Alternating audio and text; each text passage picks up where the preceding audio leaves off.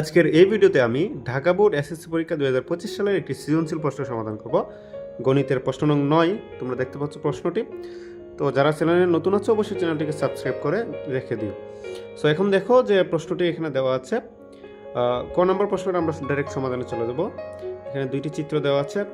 তার আগে আমরা ক নম্বরটা সমাধান করি। তো ক নম্বরে দেখো যে সমবাহু ত্রিভুজের প্রত্যেক বাহুর দৈর্ঘ্য যদি 7 সেন্টিমিটার হয় তাহলে ক্ষেত্রফল নির্ণয় করো। এটা সমবাহু ত্রিভুজ। তো সমবাহু ত্রিভুজের ক্ষেত্রফল নির্ণয়ের আমরা সূত্রটা এখানে লিখব। আমি লিখেছি, দেখো যে আমরা জানি সমবাহু ত্রিভুজের ক্ষেত্রফল সমান √3/4 a স্কয়ার, যেখানে এ হচ্ছে একটা বাহুর দৈর্ঘ্য। তাহলে এখানে এ কত দেওয়া আছে? 7 সেন্টিমিটার, ঠিক আছে। তো এখন আমরা জাস্ট এখানে এটা বসাই দিলেই শেষ। তো তোমরা এটা খুবই সহজভাবে করতে পারবা, যে কোনো সময় সূত্রটা জানলেই হবে। সমবাহু, ঠিক আছে। আরেকটা আছে সমদ্বিবাহু, হ্যাঁ। তারপরে হচ্ছে তোমার বিষমবাহু, তারপর হচ্ছে সমকোণী। তো এক একটা তোমরা এগুলো মুখস্থ করে রাখবা। সরি, এখানে স্কয়ার হবে। আচ্ছা, তাহলে এটা কত হয়? √3/4 ইন্টু 7 7 49। এবং এটা যদি আমরা ক্যালকুলেটর দিয়ে এটা √3কে 4 দ্বারা ভাগ করে বা পরে আবার 49 দ্বারা গুণ করো, তাহলে তুমি পেয়ে যাবে হচ্ছে 21.217, ঠিক আছে। এরকমটা পাবা। তো আমরা 3 ঘর পর্যন্ত গেলেই হবে। আচ্ছা, তো এটা হচ্ছে আনসার। আচ্ছা, খ নম্বর প্রশ্নটি দেখো যে চিত্র 1-এ ঘাড় অংশের ক্ষেত্রফল নির্ণয় করো। আচ্ছা, ঘাড় অংশ বলতে কি বোঝাচ্ছে? এখানে দেখো, এখানে একটা তোমার আমাদের এখানে একটা আয়তক্ষেত্র দেওয়া আছে। প্রথমে একটা বৃত্ত, তার ভিতরে একটা আয়তক্ষেত্র। তারপরে এইখানে যে ঘাড় অংশটা দাগ দাগ দেখতে পাচ্ছ, এটার ক্ষেত্রফল বের করার জন্য বলছে। তো এটা করতে গেলে সবার আগে আমাদের এই পুরো বৃত্তটার ক্ষেত্রফল বের করতে হবে। তারপর আয়তকার ক্ষেত্রের ক্ষেত্রফল বের করতে হবে। তারপর হচ্ছে এই দুইটার ক্ষেত্রফল থেকে বিয়োগ করে দেবো। মানে বৃত্তের যে ক্ষেত্রফল, এটা থেকে এই আয়তকের ক্ষেত্রফলটা বিয়োগ করে দেবো। তাহলে আমরা ওই ঘাড় অংশের ক্ষেত্রফল পেয়ে যাবো। তো এটা করতে গেলে আমরা আগেই এখানে আমরা কি দেওয়া আছে? এখানে দেখো একটা আয়তকার ক্ষেত্র দেওয়া আছে, তাই না? তো এই আয়তকার ক্ষেত্রের আমরা হচ্ছে ক্ষেত্রফলটা বের করি আগে। তো দেখো, এখানে তো আয়তকার ক্ষেত্র আমি একটু নাম্বারিং করে নিলাম বোঝানোর সুবিধার্থে। তোমরা লিখলেও লিখতে পারো, না লিখলেও চলবে।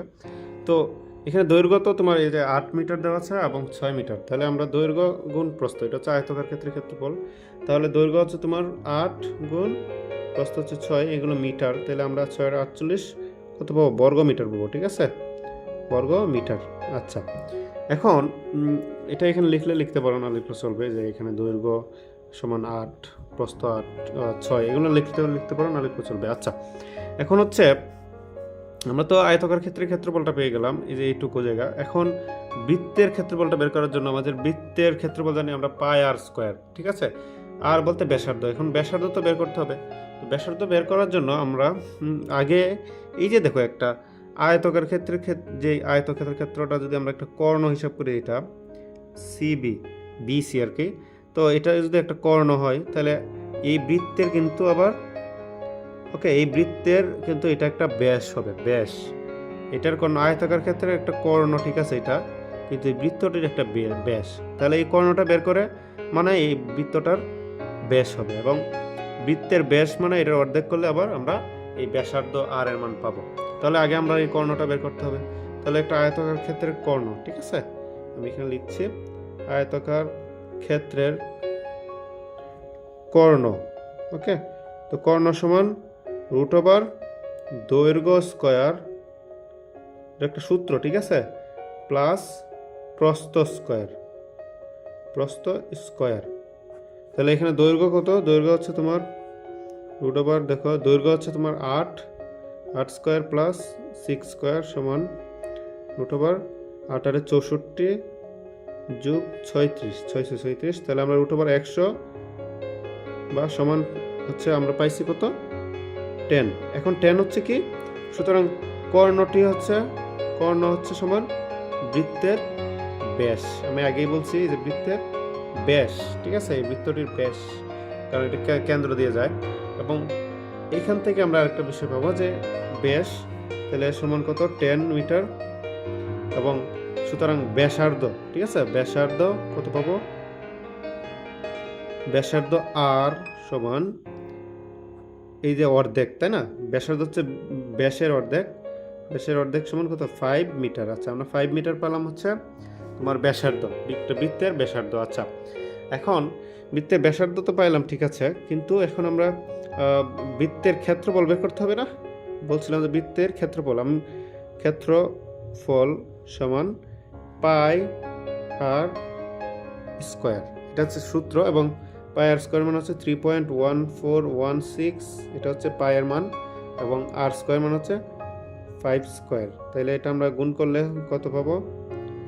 225 সমান আমরা পাবো হচ্ছে, ক্যালকুলেটরে যদি আমরা দেখি তাহলে 78.54 এটা পাবো। আচ্ছা, এখন দেখো বৃত্তের ক্ষেত্রফল আবার হচ্ছে আয়তকার ক্ষেত্রের ক্ষেত্রফল, এই দুইটাই পেয়ে গেছি 48 বর্গমিটার। তাহলে আমরা এই বৃত্তর ক্ষেত্রফল এবং আয়তকার ক্ষেত্রফল এই দুটো যদি বিয়োগ করে দিই তাহলে এই যে ঘাড় অংশের ক্ষেত্রফল পেয়ে যাব।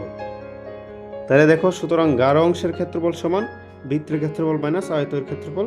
তাহলে আমরা বৃত্তের ক্ষেত্রফল মাত্র বের করছি 78.54 মাইনাস ওই যে ওইটা ছিল 48 বর্গমিটার, ঠিক আছে, 48। তাহলে আমরা পাবো হচ্ছে সমান 30.54, এটা হবে যেহেতু ক্ষেত্রফল তাহলে বর্গ মিটার। ওকে, তো এটা হচ্ছে আনসার। এখন গ নম্বর প্রশ্নটি দেখো। গ নম্বরে বলা হয়েছে চিত্র 2 সিলিন্ডারটির সমগ্র তলের ক্ষেত্রফল নির্ণয় করুন।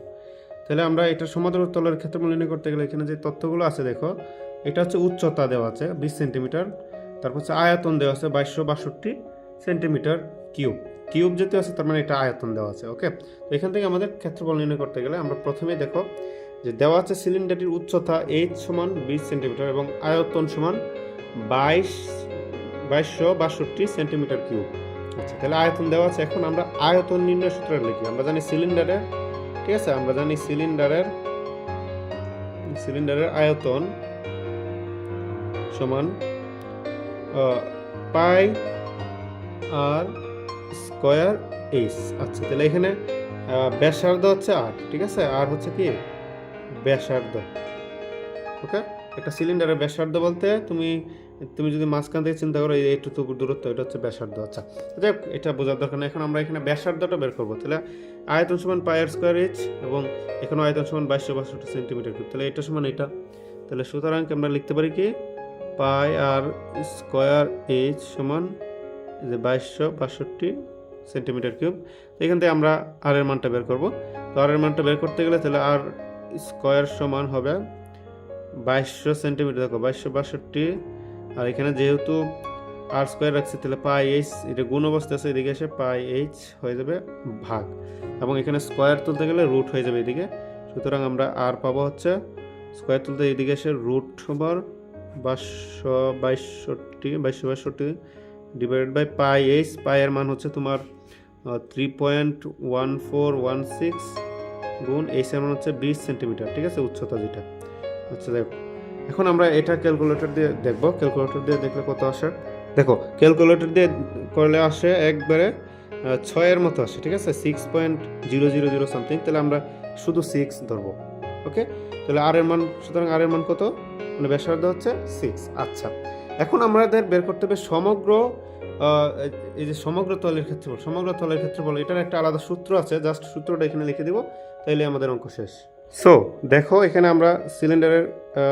আমরা জানি সিলিন্ডারের সমগ্র তলের ক্ষেত্রফল সমান 2 পাই আর ইন্টু আর প্লাস এইচ।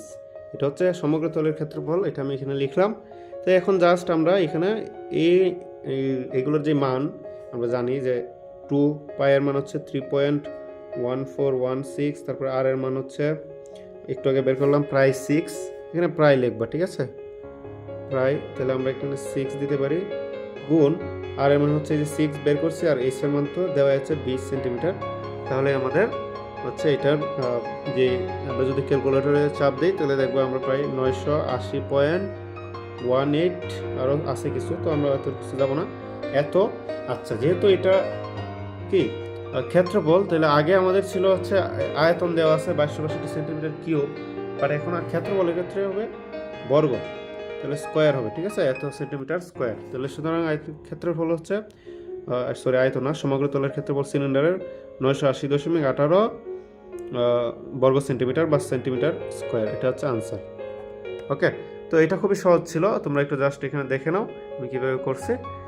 তো এই ছিল আজকের ভিডিওটা আশা করি তোমাদেরকে কিছুটা হলেও উপকৃত করেছে। তো নেক্সট ভিডিওগুলো পেতে অবশ্যই আমার চ্যানেলটি সাবস্ক্রাইব করে পাশে থাকবে আর আমার চ্যানেলে ভিজিট করো।